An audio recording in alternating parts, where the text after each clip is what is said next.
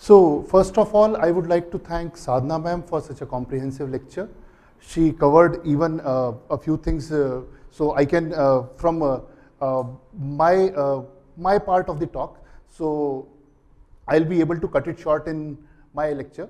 Secondly, first of all, I am thankful to the ISA Madhya Pradesh, specifically Dr. Meenu ma'am, Dr. Jitendra Agrawal, and Dr. Sadhna ma'am to provide me with this opportunity to get into this lecture. Then I would like to thank MLH people, the Medical Learning Hub. We have tied up with them for like years now, and we have conducted so many workshops. They are a big learning platform, and they are a big help to students and anesthesiologists and medical professional all alike. Thirdly, I would like to thank the sponsors, the people who are supporting the platform, the speakers and the community, the Mylan Pharmaceuticals Private Limited, Viatris company. They are making a lot of products, and even I can vouch that you can go and use them in your hospitals, in your setups. So having said that, I have been asked to put some disclaimers in my talk. I wasn't very keen on them, but why not? Okay, so the first disclaimer goes that the views expressed are of mine only. So if by any chance, if you feel enraged or your emotions get hurt by what I'm talking about, then you can find me on this website and you can go and curse me as you like. But the views are my own.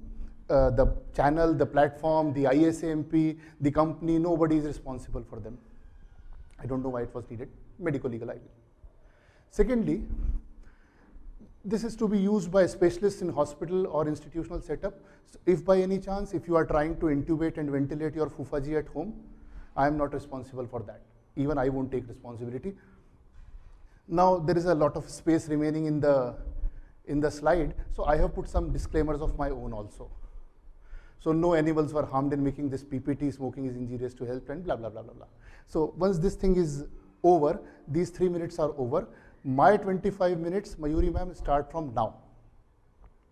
So I'm supposed to talk about oxygenation and ventilation in COVID. Obviously, I cannot teach all this in 20-25 minutes. So I'll talk about it in 3 aspects. One is saturation, second is intubation, third is ventilation. I'll try to overload you with information, and I'll try to put maximum whatever I have learned in this second wave of COVID when I was managing a 50-bedded ICU. We admitted so many patients, we lost so many patients, we saved so many patients. So what were my experience, I will try to tell. I'm not saying that whatever I'm talking about is the absolute, the Brahma Vakya or the gospel truth, but what I have learned from it, you are free to accept it or not. So I will talk about 3 points. First is saturation, then intubation, and ventilation. So let's start with saturation first. Now, this is a typical COVID story. A patient comes to your ICU and he has 50% lung involvement, he has got a CT from somewhere, he is coming with a saturation of 96% on room air, he is tachypnic at 28 per minute, his heart rate is 102, his BP is 150/90. Now this talk is going to be interactive. We have like 200 odd participants, and I would like you to go to your chat box and answer these 3 questions. You have to write, will you keep him in ICU, this patient? Will you give him supplemental oxygen? Will you put him on NIV? You can answer in yes, yes, yes, that is Y, or no, no, yes, NNY, or YNY, whatever you like. Go to your chat box and type the answers to these 3 questions. This is a patient with 50% lung involvement. He comes to your hospital with saturation 96. Saturation is okay, I will say. He has 50% lung, thoda sa tachypnic, and these are the vitals. So write in the chat box. Why? So you'll keep him in the ICU with a saturation of 96. Okay. You'll give him supplemental oxygen at a saturation of 96. Okay, interesting. And you will put him on NIV. So many people are putting him on NIV. Why? I mean, he is good. Okay, yeah. I mean, I'll expect a lot of N. Obviously, no NIV for this patient. Why would you put him on NIV? So many people are putting this patient on NIV. Anyway, whatever you.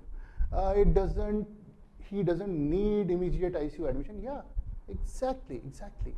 So yeah, so many responses and so many varied responses. I'll tell you what went on with this patient. We didn't keep him in ICU. His saturations are good. We put him in the ward with oxygen, if it is needed at all. And of course, why would we start an IV at a saturation of 96? So yes, we put him on in a ward. Now next day in ward, his saturation goes to 92 on room air. We say, okay, thoda sa oxygen laga dete hain. Okay, it started on simple nasal prongs, 4 liter, and the saturation improved to 96%. We are happy. 6 hours later, his saturation is again going 92, 93 on nasal oxygen. Now we have put him on NRBM 15 liters. We have a lot of NRBM in our hospital, so we put him on NRBM. Now his saturation is 99. We are all happy. All is well. Fine. 2-3 days he's there. He receives remdesivir and everywhere, all those Veer and MABs. 4 days he has been in the hospital. Now 2 days later he's maintaining 95 on NRBM, but when he's having lunch it drops to 77, 78, and he's a little tachypnic and he has ghabrahat when he's eating or talking, especially without mask. Okay. Then we get a CT repeat. It's like 4th day. Remdesivir is like 5 doses now. We get a CT repeat. It is 85% lung. Now this guy goes to ICU, obviously. We start him on venti BiPAP NIV, or if we have portable BiPAP, then we start portable BiPAP with double oxygen, one in the mask and one in the nose. He's maintaining 88% on this system. Now even we are worried because he's deteriorating. He has an 85% lung damage apparently, and we talk to attendants कि भाई थोड़ा सा गड़बड़ लग रहा है. Then one fine night, he gets tachypnic, he gets very anxious, he panics, and he desaturates to 70. Night wala doctor also panics, he intubates him, and next morning when you come to rounds, you have a patient almost certainly dying. He is tachycardic, he is ventilating on 100% FiO2 and is satting at 82. This is all, I am sure so many of you have seen these kind of stories in your COVID hospitals, your COVID ICUs. Didn't you? Can you write yes? Can you write yes? This is very common. This is very common. This is not something out of this world. Can you write yes in the chat box? Yes. So many people agree. So many people agree with me that yes, they have seen these stories. So what went wrong? What did I do wrong? We took all the logical steps. We escalated as it was told. There is the problem. I'll present you with the first fact. Chat box hata de. The fact is, COVID is not the deficiency of oxygen. It is much more than that. Calling COVID as a hypoxia causing illness, of course hypoxia is a symptom of COVID. It is just like saying that that renal failure is a deficiency of urine. No, it's not like that. COVID is beyond that. So what did I do wrong? Let's say we have a patient with a bacterial illness. He's having fever. He's having 100, 200 fever. We give him paracetamol. His fever drops. Then we give him, it again rises. We give him more paracetamol. We give him more paracetamol. 5 days we treat him with only paracetamol. Eventually he goes into sepsis. Now his fever is turned into hypothermia and he's on the verge of dying. What did we do wrong? We treated the symptom. We didn't treat the problem. So we treated the symptom, we didn't treat the disease, because as human beings we love numbers. We cannot define happiness, we make a happiness index. So we love to make numbers perfect. We try to treat our monitors, we try to treat our ABGs, we don't treat the disease. So we are doing up to some level same thing with COVID also. What is the problem in COVID? Is it saturation? Is it ghabrat? Is it breathing difficulty? No. The problem is with the lungs. There are so many things going on with the lungs at the same time. The patient is having viral pneumonitis, then he's having some collapsed alveoli, some atelectasis, which is turned into ARDS. Then there is some little pockets of fluid which is causing pulmonary edema, and over and above the Karela Neem Chadha, pulmonary embolism. Pulmonary embolism is not exactly something wrong with the lungs, but it is part of COVID. Then we have a lot of VQ mismatch, a lot of shunt and a lot of dead space also. Microemboli, clotting the small arteries of your bronchial system. So the problem is with the lungs, and we are treating the oxygenation. Saturation come, more oxygen, or saturation come, ek aur oxygen, more saturation come, or oxygen. No, bhaiya, no.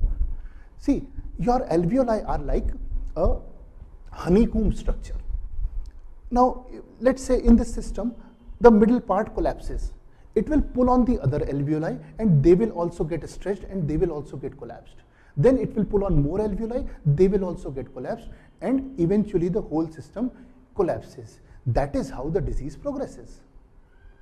So what is the take-home point from this saturation thing?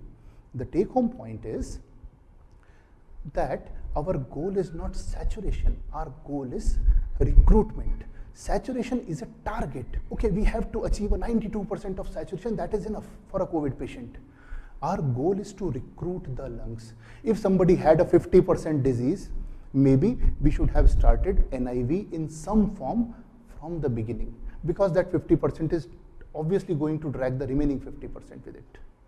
Of course, we are doing all those Desavirs and MABs, but still the problem is with collapsed alveoli, atelectatic alveoli, and they need some kind of positive pressure, ventilation, some kind of recruitment.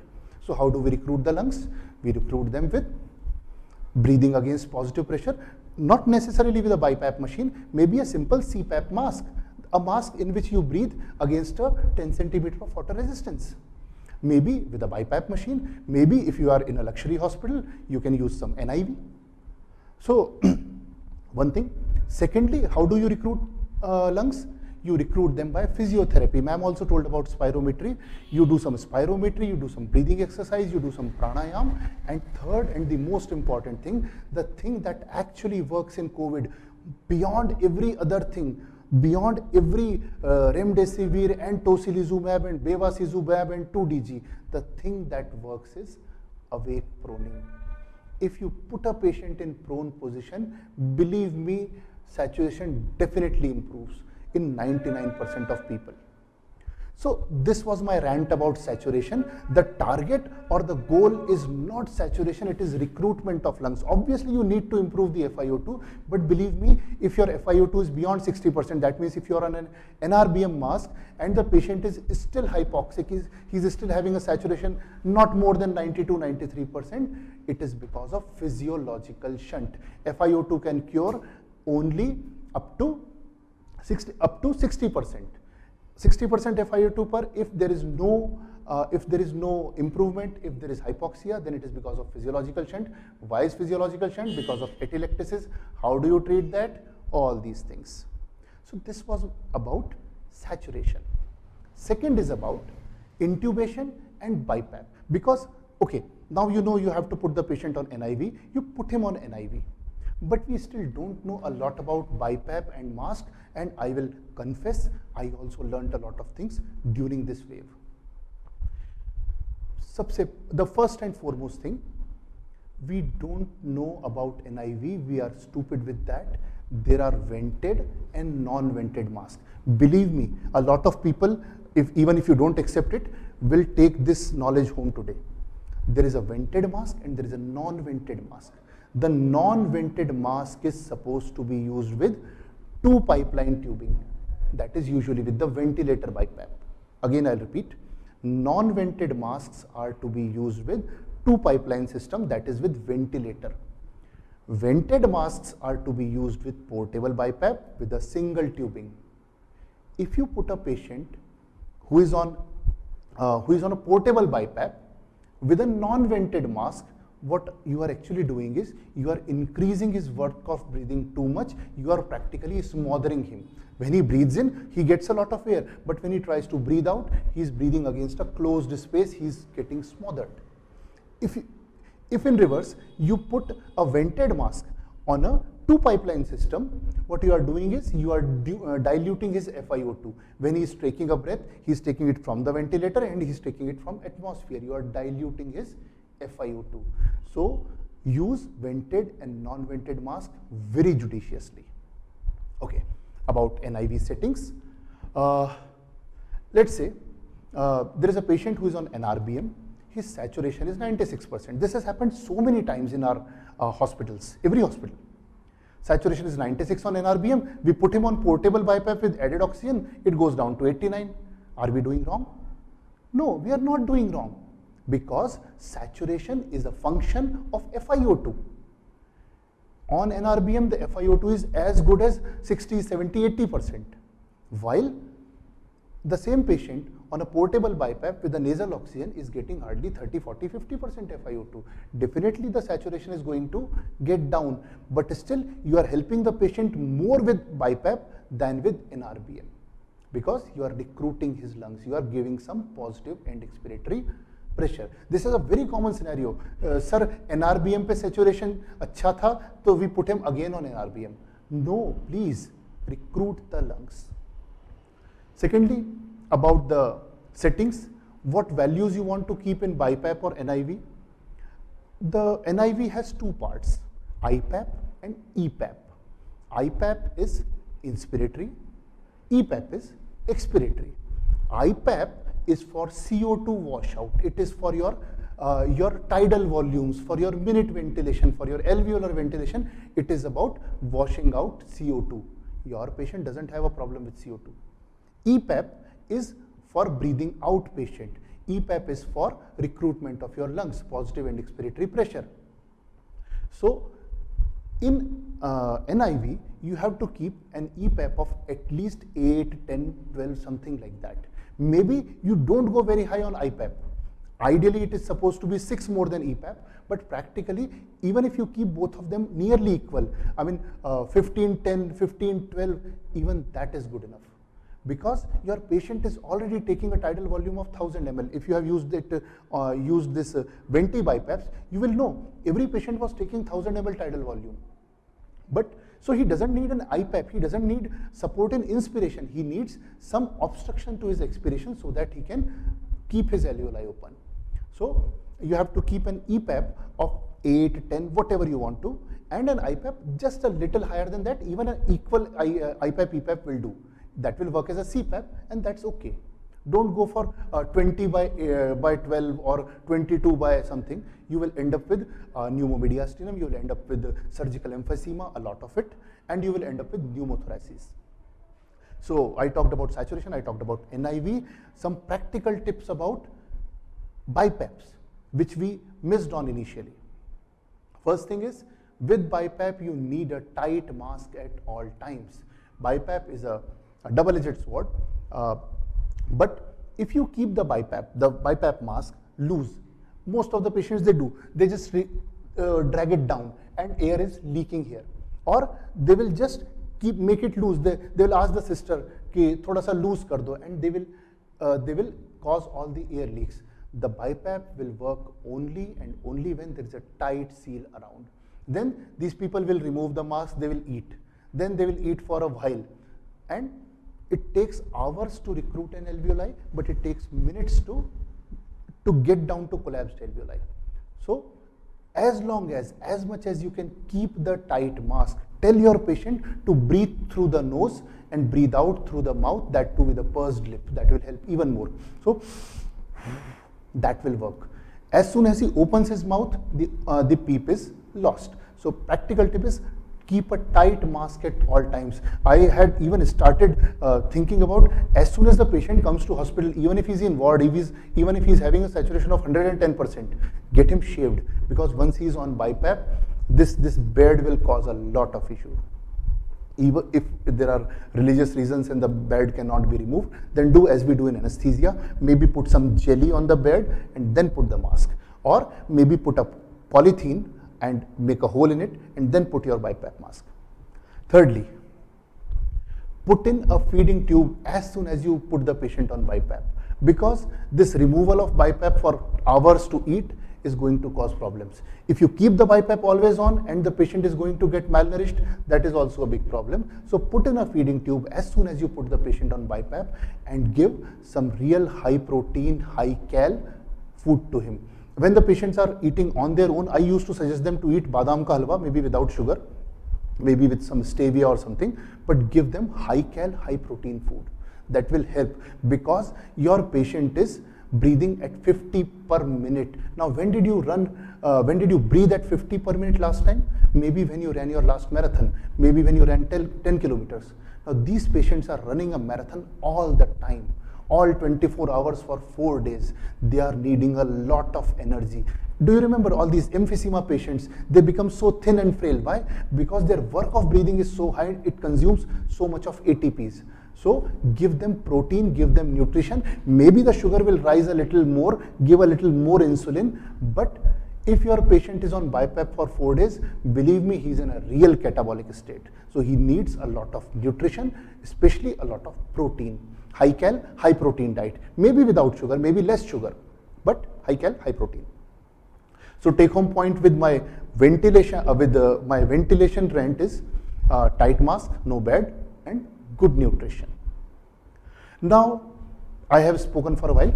Now I'll ask again a question. What should be the criteria of intubation in COVID patient? A, lung involvement, B, saturation, C, ABG, and D, dyspnea, tachypnea, ghabrat. Put it on the chat box. Maybe just ABCD will do. I'll just do a quick count.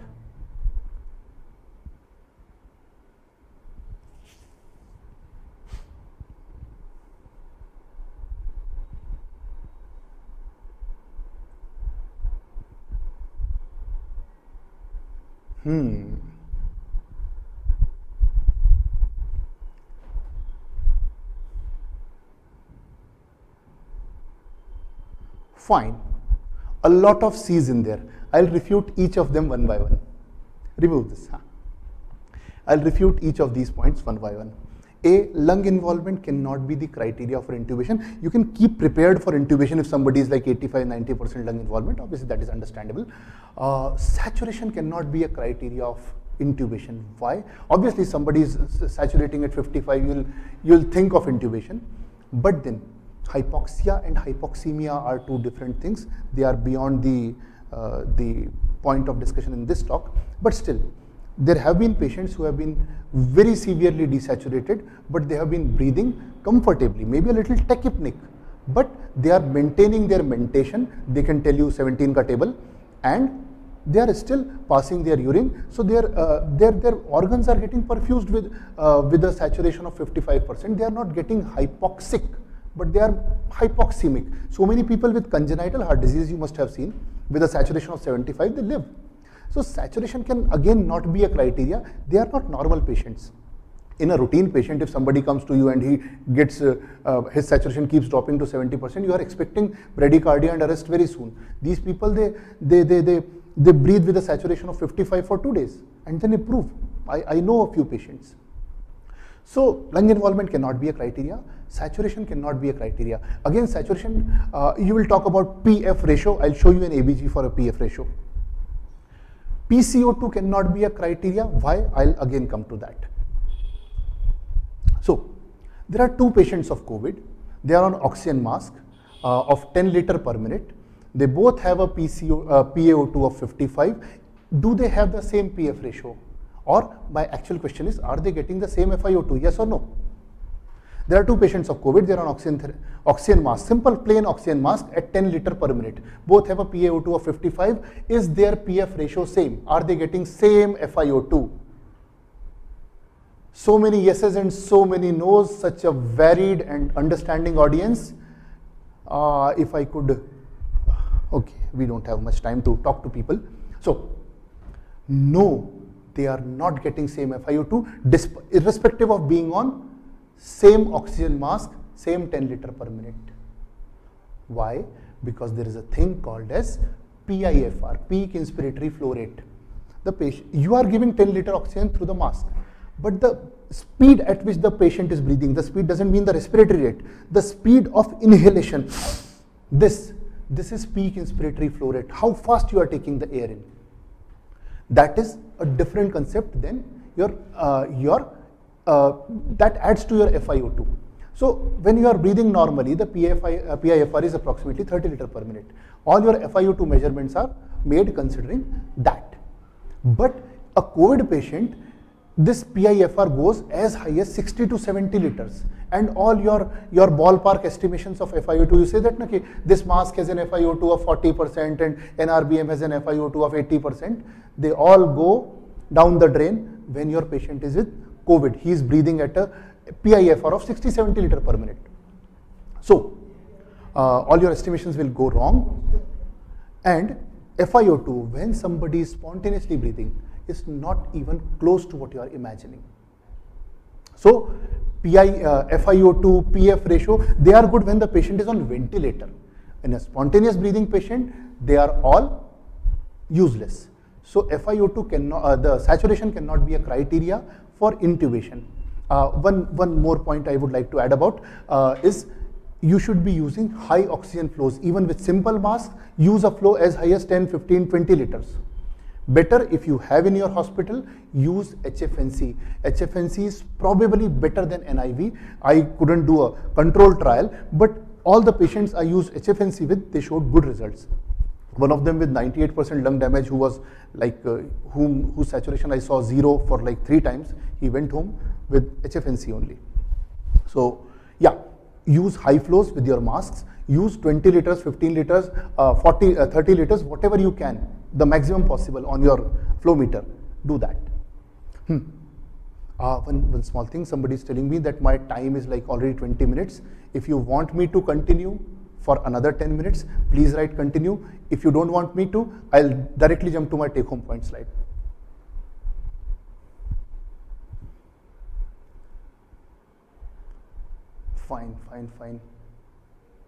Fine, fair enough.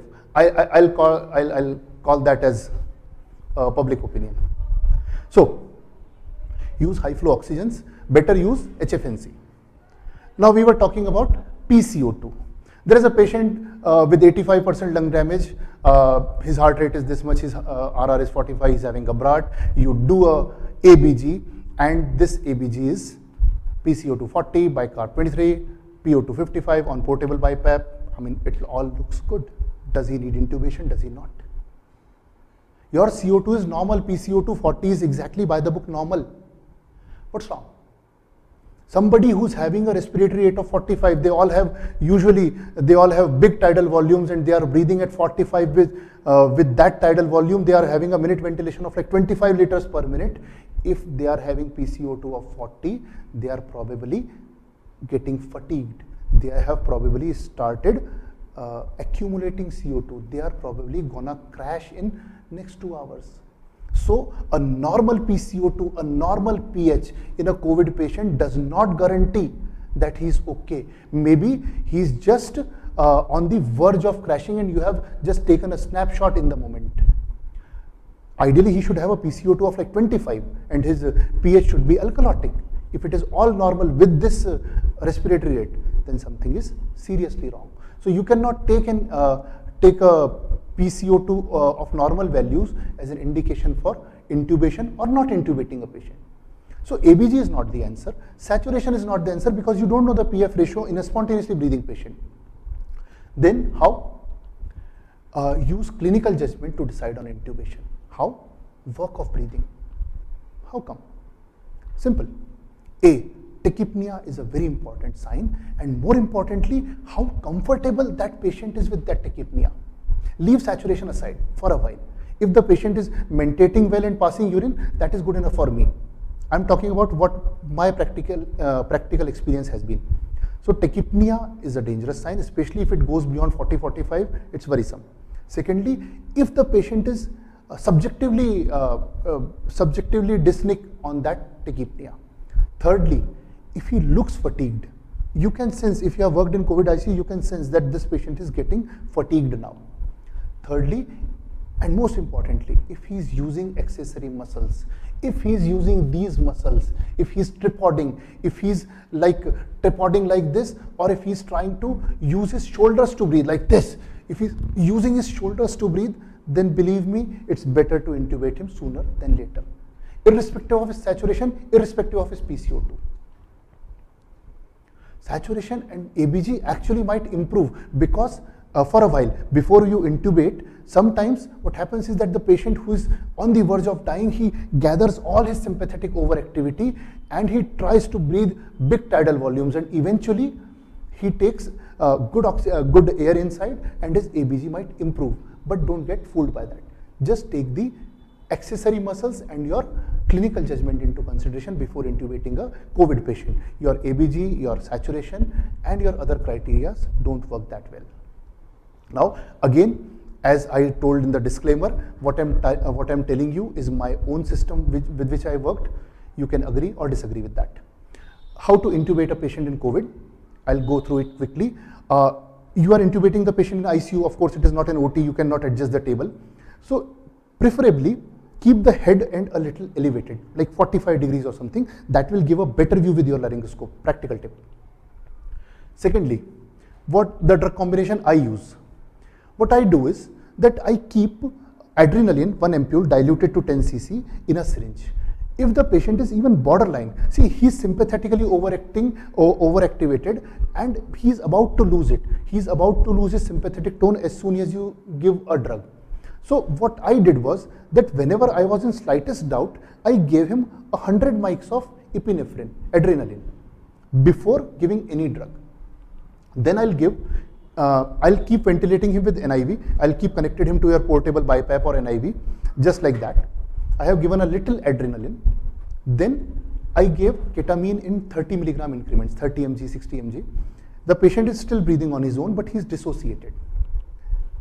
Then I gave him succinylcholine. For an average weight patient, I'll give 75 mg, 50 to 100, whatever you can give.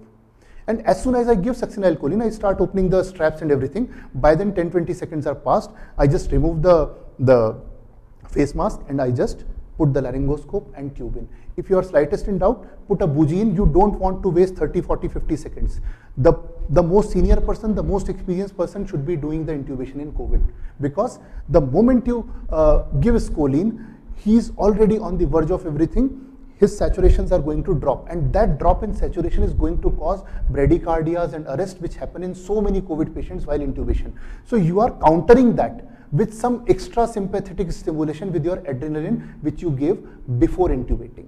Again, these are practical things which I devised for myself. I can be absolutely wrong, and I am really apologetic if you find me wrong, but this is what I did, and it worked in like 9 and 10 COVID intubations.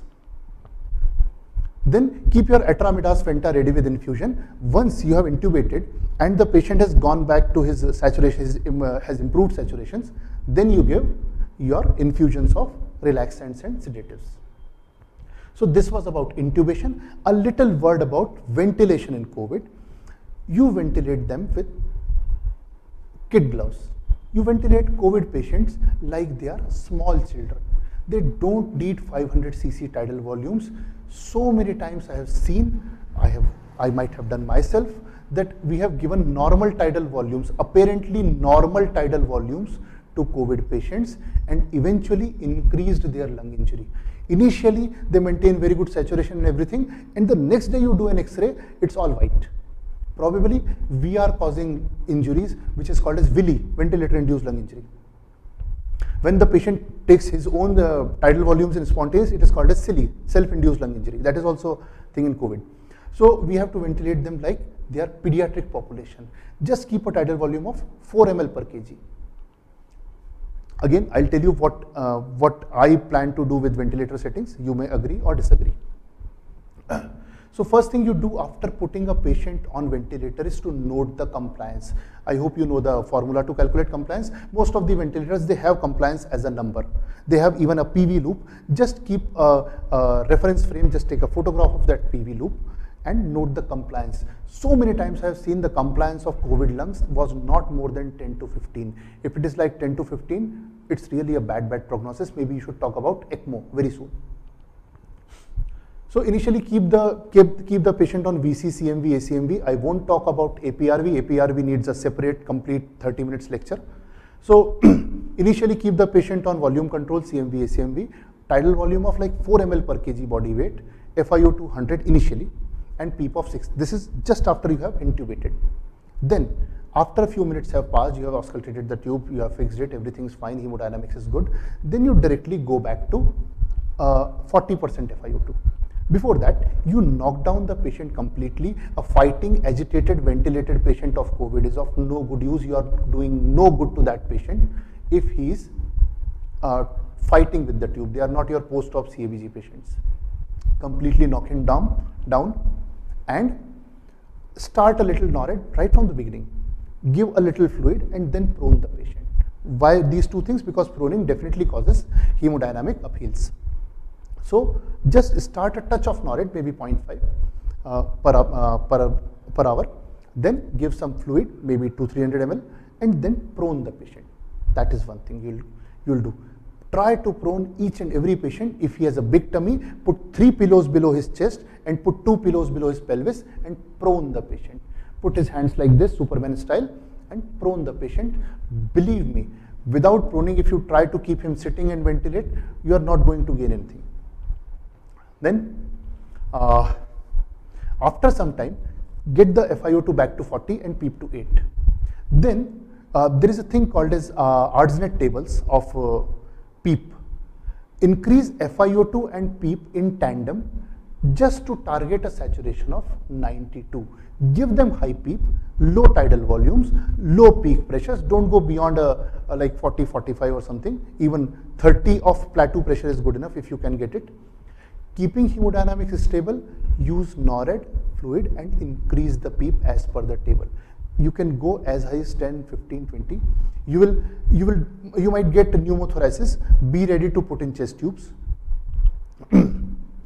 And assess this compliance. You took a picture of your PV loop, you took a note of the compliance, and assess compliance every 6 hours and change your settings accordingly. Put the patient in supine position every day for like 3-4 hours and then go prone again. Prone ventilate every patient for at least 12 to 16 hours in a day. Then, if the patient is improving, you can accept a little hypercapnia. That is always going to happen because you are not ventilating all your alveoli. Then taper FiO2 to target a saturation of 92%. If you get down to an FiO2 of 30-40%, then start tapering the PEEP. Once PEEP is around 10 centimeters, then you can plan to extubate that patient. This is your, happy prognosis if the patient is improving. So ARDS lungs are like baby lungs. Handle them with care. If possible, handle them with APRV. I won't go into details of APRV in this particular lecture. Now, last 2 to 3 minutes of mine. This patient, maybe a random patient on ventilator, he has an ABG like this. He's on ventilator, tidal volume is 400, respiratory rate is 22, PEEP is 8 and FiO2 is 60. His ABG is PaO2 60, PCO2 38, saturation is 93, everything is fine, God is happy in his world. Now after a few hours, this saturation goes down to 85, you do a little suction, he's on same settings, then you take an ABG. And this time the ABG is different. The PaO2 is 50, the PCO2 is 78. What went wrong? Can anybody answer this in chat box? Can anyone answer this in chat box? I have just 2 minutes left in my talk.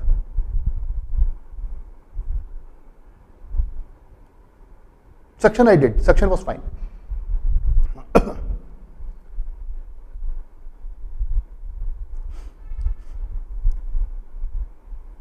Not respiratory, same settings, same venti settings.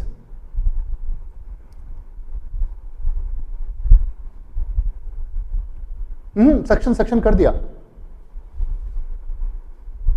Not pneumo. Vitals are same. Chalo. This is a very, very, very peculiar thing. If in a patient of COVID, you find the PCO2 high on a normal, apparently normal minute ventilation, then you should start considering pulmonary embolism. It might not be a massive PE to cause hemodynamic upheavals, but there can be small emboli despite your Clexane. I have found Clexane to be, I shouldn't say useless on a camera, no.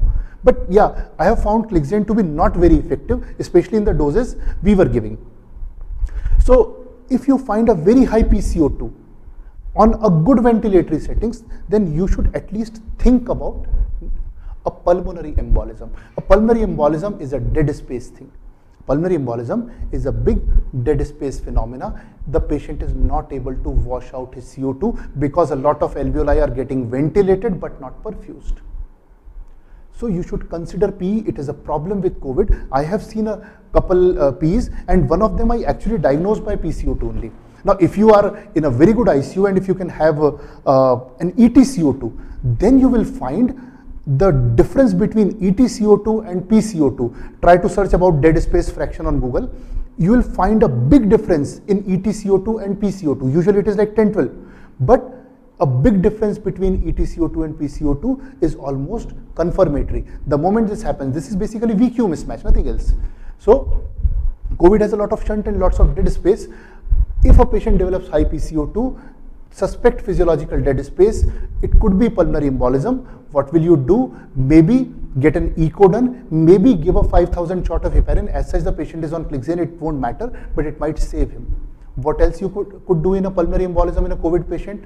Probably he's already on ventilator, we showed an IBG, so you cannot take him to a cath lab or do something, or you cannot do a VQ scan. But, I went back a little. What can you practically do is, maybe you can give him a little inhaled pulmonary vasodilator. That is, again, I am saying it's on my responsibility. You can agree or disagree. Maybe in a pulmonary embolism kind of situation, when the CO2 is very high and PO2 is getting low, and maybe the BP is a little low, you can use vasodilators. Now, we don't have nitric oxide at our center and in 99% centers in India, but maybe you can use a nebulization of milrinone or a nebulization of nitroglycerin. You can find some articles on internet, they are there to reduce the PA pressures, and they actually reverse that hypoxic pulmonary vasoconstriction. They will cause some vasodilatation and it will improve your perfusion in the lungs.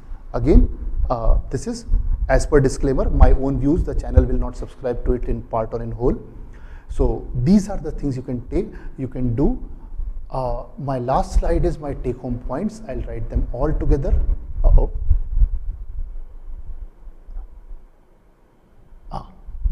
So the COVID is not an FiO2 deficiency, it needs recruitment. Give PPV and do proning. NIV needs some insights, type of mask, tight seal, remove the bed, good nutrition. Then the decision to intubate is a clinical one, not an ABG one, not a saturation one. Intubation should be supported with some sympathetic stimulation. Maybe I give a little Adri, you can choose not to, depending on your patient's vitals, but it helps. And COVID is to be ventilated like ARDS, high PEEP and low tidal volumes. So this was the last slide of my presentation, and now obviously we cannot talk to each other. So if you liked this presentation, just write happy in the chat box, and then I'll hand over the mic to the organizers.